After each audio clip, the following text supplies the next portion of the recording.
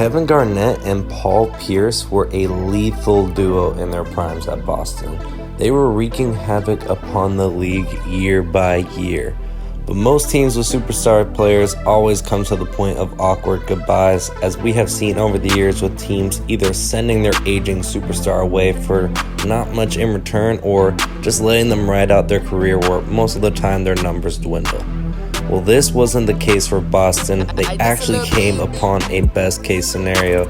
So welcome to Terrible Trade Tuesday. Let's get right into it. The Celtics had a great run with their big three of KG, Paul Pierce, and Ray Allen, with even winning the championship in 2008, but they couldn't grab another one after that, especially with LeBron joining the Heat in 2010 and taking over the East with their big three.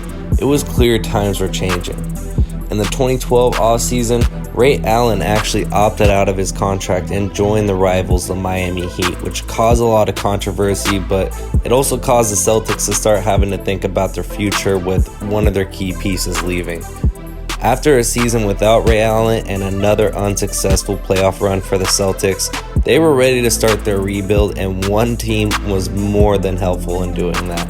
The team that Boston has to thank for their squad now is the Brooklyn Nets, and here's why.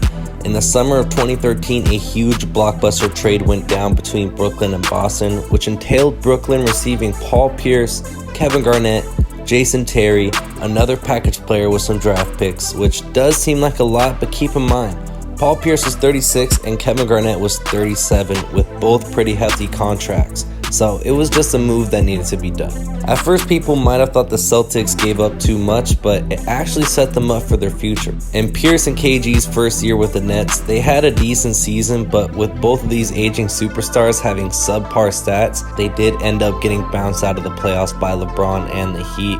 And after just one season, Pierce actually left the Nets to sign with the Wizards, and KG stayed another season with only playing 42 games and not making the impact he once had in his prime.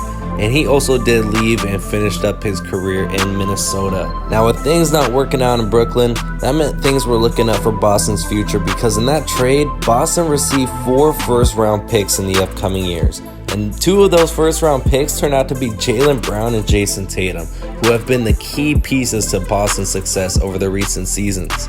It is very clear Boston won this trade, as the Nets received an old and washed KG and Paul Pierce, who almost destroyed the Nets' future, with Brooklyn still struggling to this day to find an identity for their team.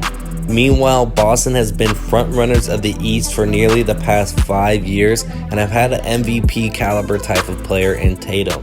But that's going to wrap things up for today's Terrible Trade Tuesday. Sorry for all the Nets fans that had to relive this story, but thank you for tuning in as always. Leave a like and comment if you did enjoy, and until next time.